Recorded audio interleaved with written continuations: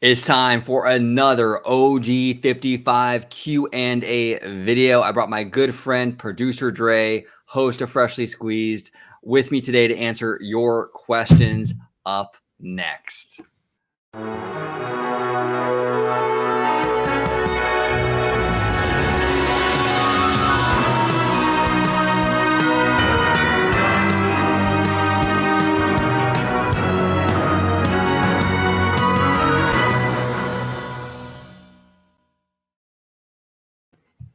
Welcome aboard, everybody, to another Q&A video on OG55. Today, we're answering your questions. We got a lot of great questions. And before we do that, I'm going to introduce my fantastic panel. I'm also going to give a little shout out to Mr. Theme Park Casual. He sent me this fantastic shirt. I just got it. Look at that. Amazing. Absolutely amazing. Casual. Thank you again, brother, for sending the shirt. It is beautiful. I absolutely love it. I love it. Huge shout out to Mr. Casual. And I must say, you rock it well, OG. You rock it well. Thank you, sir. And as do you. You rocked it in the last video. As do you. Yes, I did. Mine's in the wash, so that's why I don't quite have it out right now. But trust me, I really dug this shirt. When I received it, and I wanted to get into the video. In one of our videos, you'll see it in the background, but it's kind of obscured. So I was like, okay, well, I gotta wear it. I gotta make a note of it. So I'm glad that the OG55 crew is embracing it like it is. It's really is top quality stuff, and there's nobody more deserving, I think, than Casual. Absolutely, 1,000%. So, Vash, if you could let everybody home know where they can find you on social media, sir. Hey, best place to interact with me is going to be on Twitter. It's right down there, just like it's spelled, at VashSky. And if you want to see me, well, it's going to be on the channel you're watching right now at OrangeGrove55 at Freshly Squeezed, your source for juicy news and info squeezed fresh right from the Grove. So that is where you can find me. Perfect. All right, so let's get started. We have a lot of great questions we're going to dive into. Some of them are park related, some of them are not park related. There's a real nice mixed bag here that we got from our audience. The first question comes from Mr. Kevin Peterson. And Kevin's asking, if Walt bought the same amount of land in Anaheim for Disneyland as he did for Walt Disney World, how different would it be? What kind of parks do you think we would have? Dre, to kick us off, what's your thoughts on this, man? This is interesting. This is really, really interesting because you really have to think about the timeline here. Would Walt have necessarily, bought any land in Florida? Well, obviously not, because he would have conceivably had all the land that he would have wanted in Anaheim, right? For Disneyland. And so it's like, well, would Epcot have been moved up within Walt's time period to actually get that kind of thing accomplished? It very well could have. And then you have to think, well, if Epcot was going to be actually accomplished, do we get any more parks? Do we get an Epcot at all in the manner in which we think of it out there in Florida today? Probably not. So, what kind of parks do we get? It is fascinating. If you look in, let me see. I'm trying to remember. Harrison Buzz Price, right? He was the guy who was part of the Stanford Research Institute, along with C.V. Wood, who actually, did the analysis on where Disneyland was best placed and so forth, and where it could be built with good weather, freeway access conditions, and so forth. I believe he also contributed to finding the Florida site and many other theme parks, including those not for Disney. If you look into the Harrison Buzz Price archives, you'll actually see that the California Adventure model, it didn't just pop up with the Paul Pressler era. There was actually an idea or concept that went down that line even in Walt's era, which is kind of crazy. But apparently, they were going to have a quite a big display or presence showing the history of California and how it how it influenced dreamers of all ages to come on down and do their thing. Yeah. It was going to highlight farming in different aspects. Again, this is not the 2001 DCA that we're talking about here. We're actually talking about an entirely different concept that was dreamt up in Walt's era, and you will find a lot of these references in the Harrison Buzz Price archives and so forth. It was really, really fascinating to go through that. So maybe we get a park like that. Maybe, I don't know, maybe, does St. Louis pop up because Florida's not, in the picture per se? I'm not sure. There's a lot of different things that would have happened, though.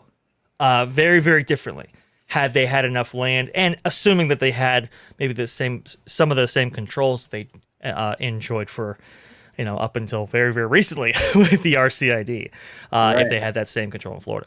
Yeah, no, I agree with you. I really put into question whether Florida would have happened at all. If Walt Disney had the land in California that they currently enjoy in Florida, he probably just would have built Epcot, the experimental prototype city of tomorrow, in California. I mean, there would have been no need really to look to Florida for that if you have everything you need here in California. He was already established here anyway with Disneyland. Right. So it would have been really no skin off his nose. It would have been far easier just to add Epcot here. And that's probably the route he would have went in, to be quite honest with you. So that's fascinating. Even little things like Haunted Mansion. Yeah. The stretching room was built out of like a necessity to get people under the berm, right? Yeah. And on the other side of those train tracks. Well, if you have more land, you don't really need to do that anymore, right? So even like these little things that you wouldn't even think have anything to do with what we're talking about have a big, it actually has a big impact.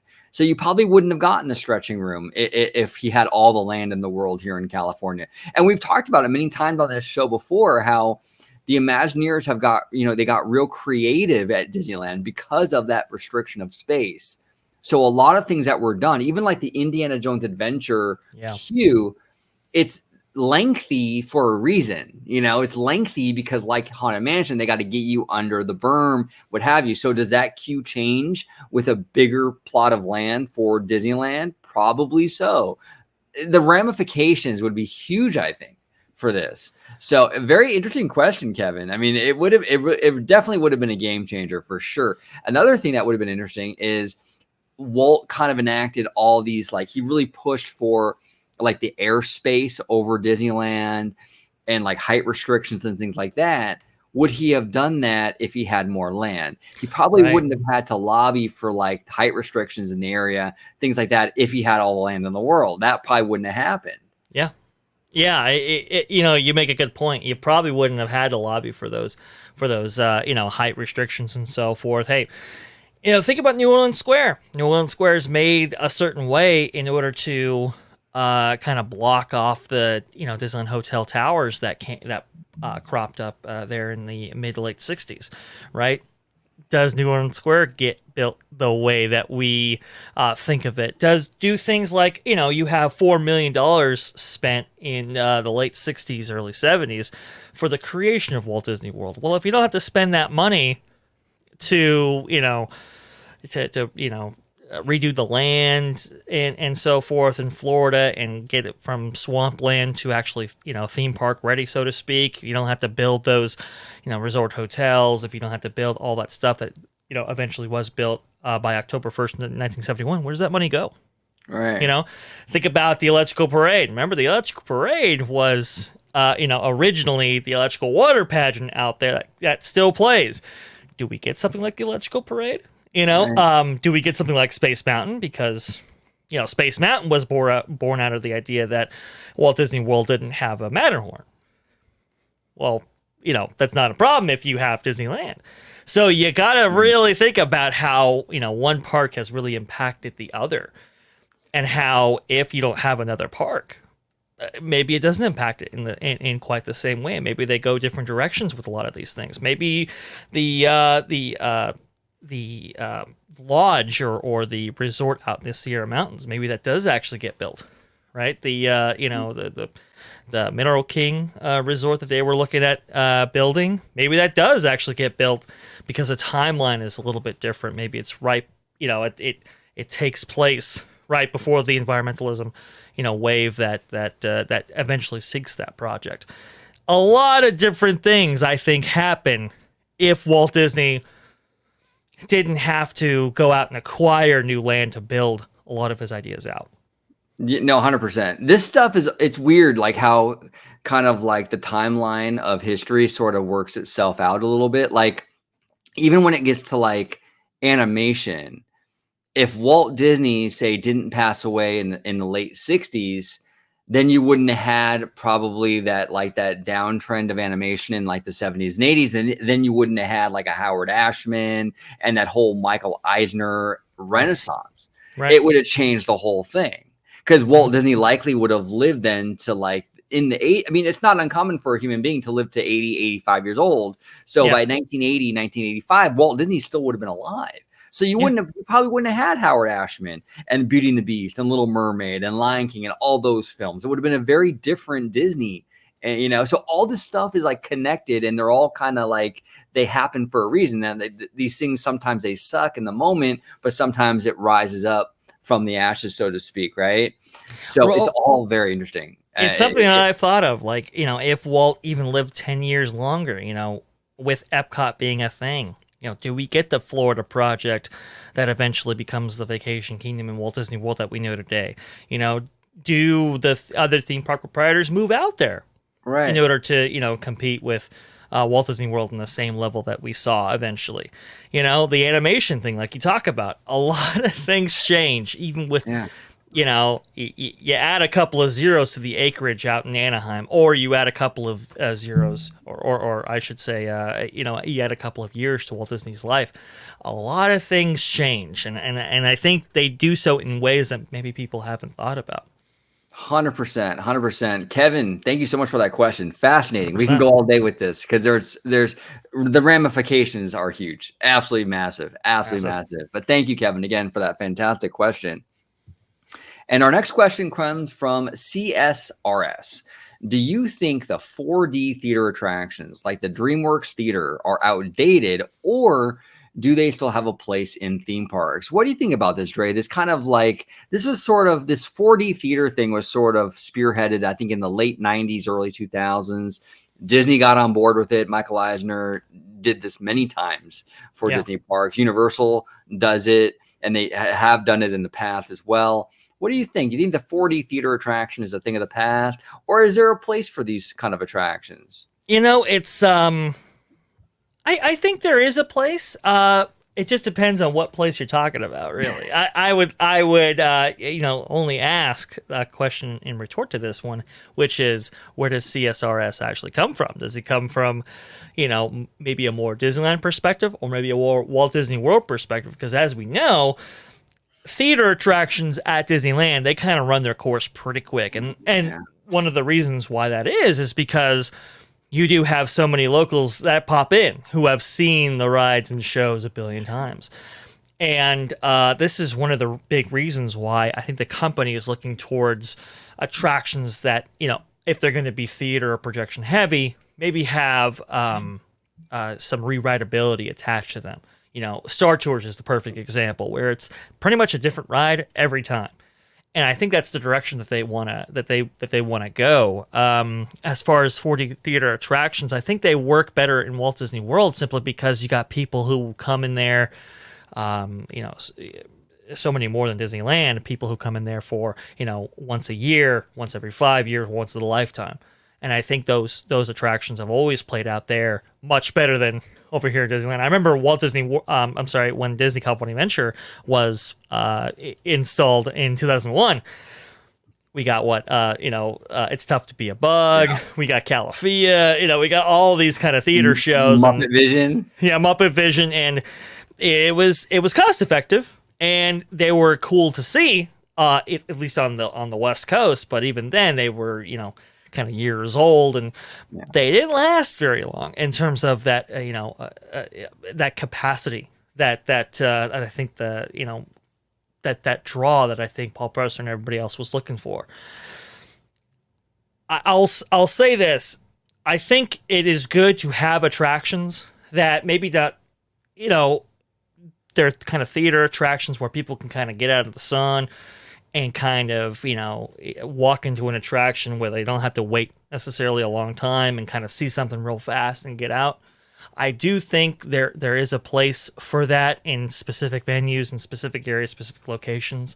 But as far as like, oh, we're going to clear out this attraction, that attraction, and make a 4D theater attraction, at least at Disneyland, I think that's done. In my personal opinion, I think the theaters that we have are the theaters that will have, you know, probably from now until infinitum, and you know, they may be reduced as time goes on. At Walt Disney World, I think it's a little bit different of an equation. I don't think they're in a rush to get rid of their theater attractions. Obviously, will more pop up? Possibly, but maybe done in a way that makes them fresher than previous theater attractions that we've seen.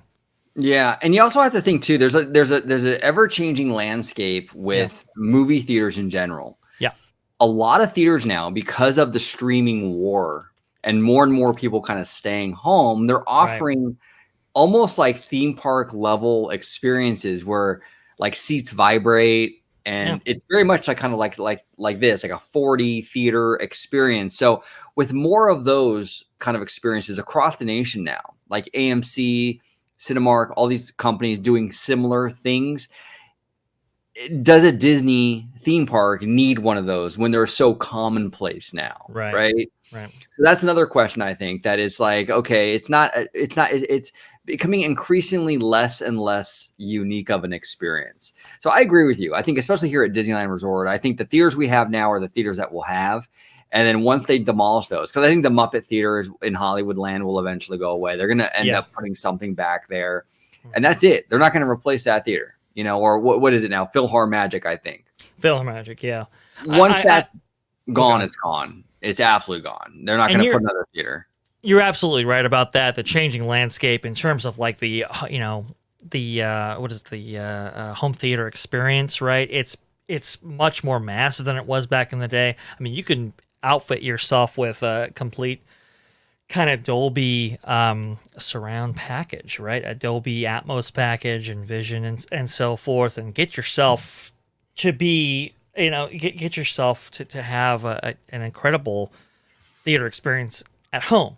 So if they do go 4D, it would have to be, I mean, I think it would have to be something pretty revolutionary, not so dissimilar to maybe, you know, the old Alien Encounter that that played at you know, Magic Kingdom for so long. Maybe not on, you know, the same frightening terror level, but something where you really can't replicate at home, something that's really unique and that stands the test of time a little bit better than the traditional 4D experiences that we think about today.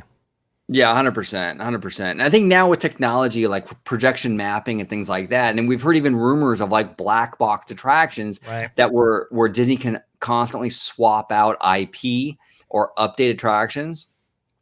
I think the days of the 4D theater are kind of numbered, because if you can do a black box attraction where, you know, for a season, it's Doctor Strange and the Multiverse of Madness, and then for the next season, it's Moon Knight, right? You can easily swap out the projections and what have you. The need for a 4D theater becomes less and less, because one of the attractive elements of a 4D theater is the versatility. It can one day it can be this, next day it can be that. Well, if they can start building attractions now that can swap out just as easily, then why even have the 4D theater? You might as well make that black box attraction. So it's interesting. There's a lot of variables here. It's fascinating. We'll see how the future of these things go, but fascinating. Well, thank you so much for the question. That was a really, really good one. Very cool. Really, really very cool. Our next question comes from a friend of the channel, Mr. Matthew Murr. And he's asking, what do you think the likelihood is that Disney will ever look for an external CEO again who can actually turn the company around for the better? What do you think about that, Dre? External candidates, is that a thing of the past or just kind of on hold right we've heard rumors that the board was courting some external candidates even recently as a couple weeks ago, Yeah. especially before the Peter Rice announcement. I mean, that was a talk of the town, as it were. Look, I'll say this: Disney is unlike any other media company on earth. And the only barrier to finding an external, or looking at an external candidate is, can they handle this particular job, right? Because it is so varied. They have their fingers in pretty much every single pot. It's just a litany of different industries and so forth. And they have presence on TV, movies, streaming, theme parks. Like we focus on this show primarily. There really isn't a company like them. So, what external candidate really has that kind of portfolio or resume that makes them a good candidate for running Disney? That's really the only barrier. I don't think the board or anybody else is particularly how should I say against looking at outside candidates. But really, are they a good fit for the job? Right. And there really aren't many other jobs like Disney that you can kind of pull from and say, oh yeah, they're perfect to run Disney because they come from this, that, or the other thing. So that's the only kind of hesitation there, and I think that's why I think Iger alluded to looking at outside candidates and so forth, but really it does really come down to have they ever worked at a place quite as varied as Disney? I think that's kind of the barrier, and not just an arbitrary, well, we only look at internal or external. It's just who really fits the job. Yeah, 100%. It's all about who fits the job, because I think that you can have a person who's been like a Disney lifer who isn't necessarily fit, right? They've gone through the rankings. They have decades of experience at Disney. I mean, Paul Pressler is one of them. Paul Pressler spent years and years and years at Disney, but he would have been a terrible CEO. Yeah. I mean, even Ron Miller, who was like I believe the nephew of Walt Disney, or not nephew, I'm sorry, the stepson, I believe, right? Of Son-in-law? Walt. Son-in-law, that's right. Yeah. Son-in-law, sorry. The son-in-law of Walt Disney.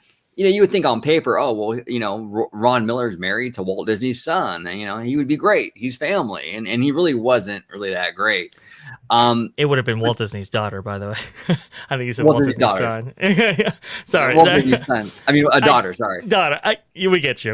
Don't worry. Yeah, I'm massacring this, but you guys get the idea. His daughter. But that's the thing. It's like these people that like look great on paper, right? Like Ron Miller would have looked great on paper. Like son-in-law, great. But he really didn't turn out that great. And then you have someone like Michael Eisner, who's an outsider. He came from Paramount. Oh, well, yeah, this guy's not going to understand Disney. He works for another studio. Yeah. And he did. He came in and he really did a phenomenal job with Frank Wells those first 10 years. You just never really know. I think that a lot of these executives either have it or they don't, right? And they either get it or they don't. And you can work your way through Disney for 20, 30, 40 years and completely be oblivious, or you can be an outsider who can get it on day one. It just really depends. So like what you touched upon, Dre, I think you nailed it. It just all comes down to like the individual. Do they understand the company? Do they understand kind of like the mindset and the culture? And if they do, then an external candidate would be great, So it just case by case kind of thing. And we'll see. I mean, I don't know. I think right now Chapek is probably going to get his contract renewed in February. I think we're going to be with him for at least another 2 or 3 years. Yeah. So I don't think we're going to really be up against anything. We're not going to be talking about succession for a while, in my opinion. I think Chapek is the guy for at least a few more years. I agree. I the full confidence of the board, as read off by Susan Arnold, I think that kind of put to bed, at least initially, any succession plans post Chapek.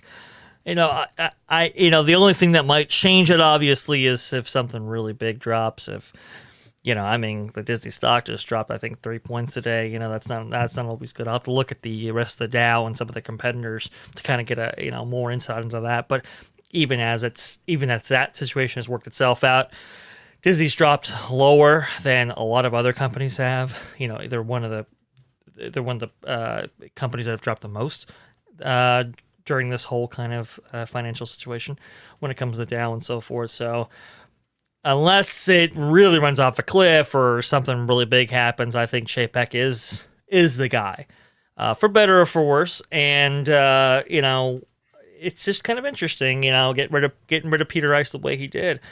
I think it's going to be much more interesting than it has been, and maybe some of those hurdles and roadblocks that have really stymied Chapek and his decision making and so forth. Maybe those are out of the way now, and that should be an interesting process to see. Well, yeah, no, absolutely. And then the Pandy is sort of becoming a little bit more in the rear view. Right. Um, we went to Disneyland a week ago together, and I didn't really see anyone like social distancing or wearing a mask or anything like that.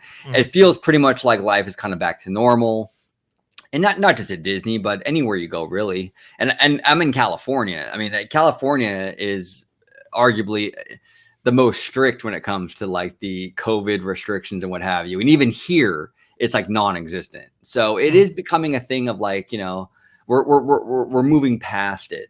So that's another thing that Chapek can kind of look forward to, in that like things are normalizing now. He's no longer like having to like, it's no longer survival mode.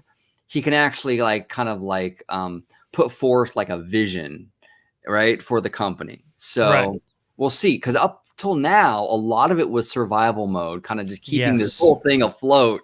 Right. And for 2 years, he spent most of his time doing that. So now he can really focus on building and really kind of doing what he wants to do vision wise. So it'll be interesting. And that might be totally a crap show. It might be bad, or he might have his vision and it might take the company to new heights. We just don't know yet. He hasn't really been in that position yet up until recently, kind of like to even do that. So it's going to be a little while, I think, before we kind of see the real fruits of like, Chapek's vision. And that's why, when people, I think I've done this before too, is like give him time. It's like, some people put like arbitrary timelines, give him 3 years kind of thing. My feeling is I don't think still he's had a really a good opportunity to kind of, stretch the wings of the company so far and take it into a direction that he's wanted it to go. Like you said, OG, it has kind of been survival mode for a long, long time. Yeah. And survival mode is a little bit different. Wartime is a little bit different than peacetime, right? And your policies and procedures change during those specific times. And I think now that we're kind of heading into, there's still some economic uncertainty, obviously, but as we're heading into a life post Pandy or getting close to it, what does that look like? What does this Disney company look like under those conditions? We really haven't seen, and I'm really excited to see them. And I think Peter Rice is a first big step in a long line of changes coming. So we'll see.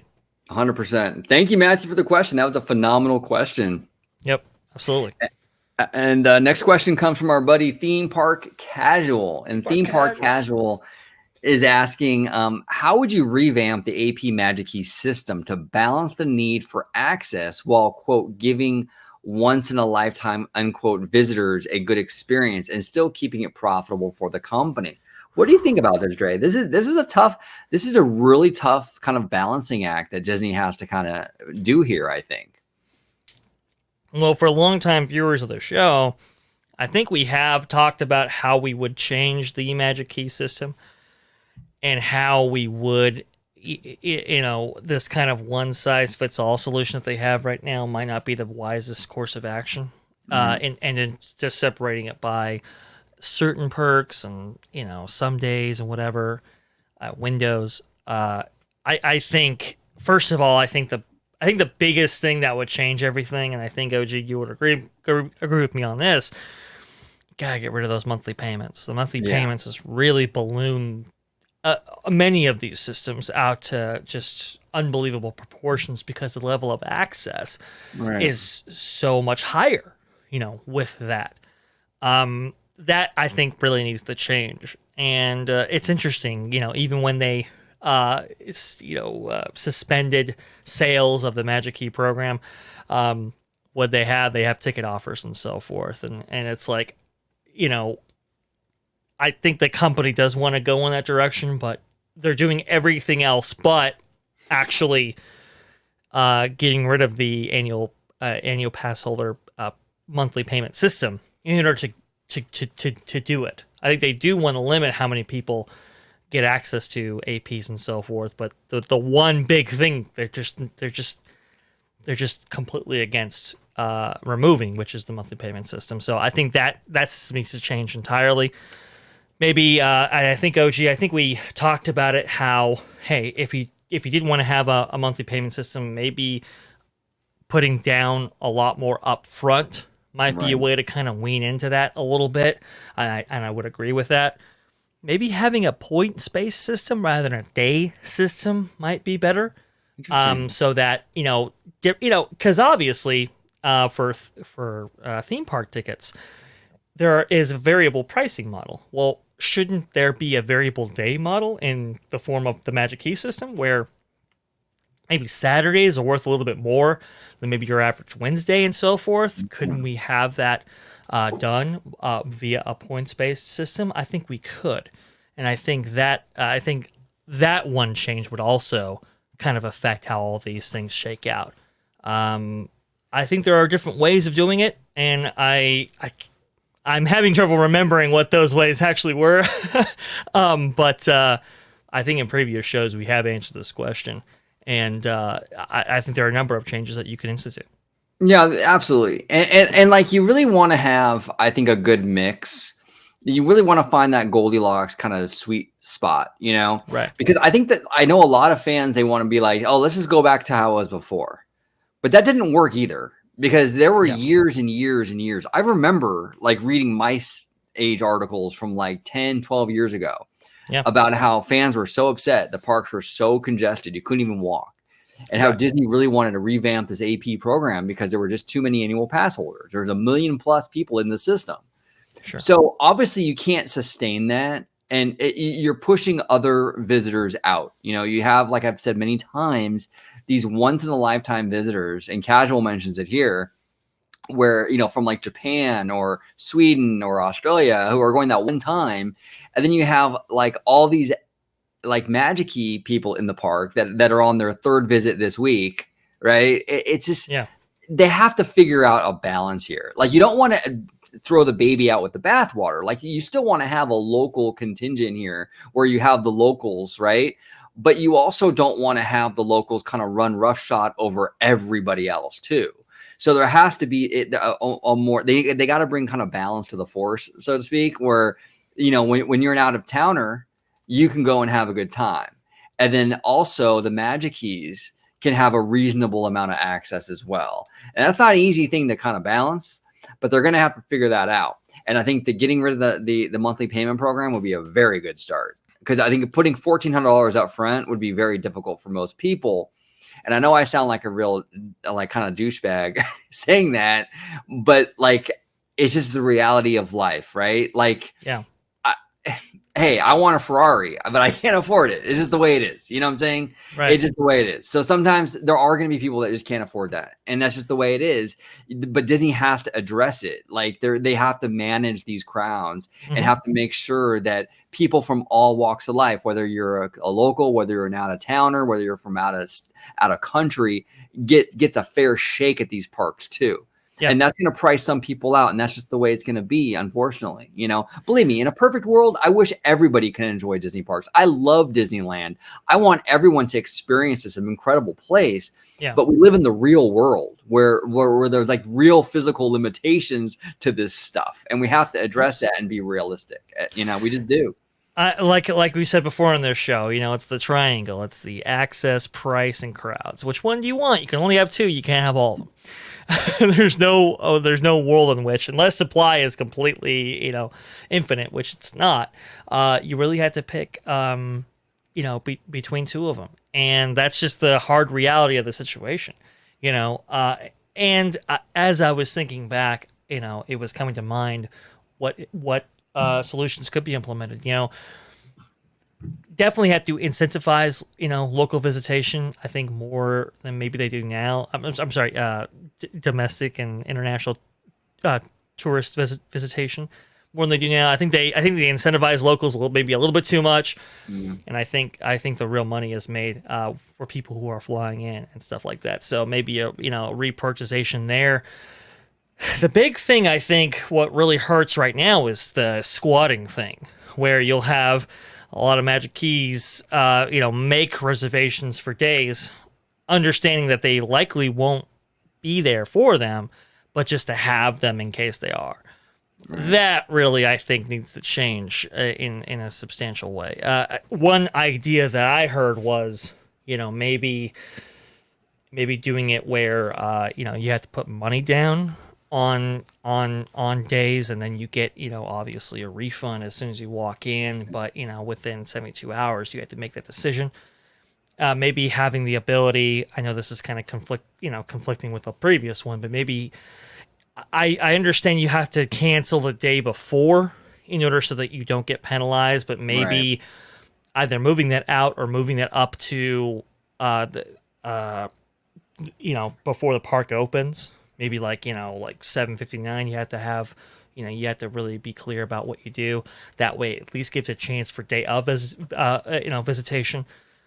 Maybe we don't schedule these things out by the day. Maybe it's like, hey, after 6 p.m., you can try again with a new slot of reservations or something past 8 or something, where you don't have to necessarily cancel somebody's visitation for the entire day. Maybe there's a new block of reservations that open up past a certain point that doesn't take away somebody else's ability to make a reservation that day, whether it be ticket holder or otherwise. So there's little ideas that you can implement that wouldn't, I don't think,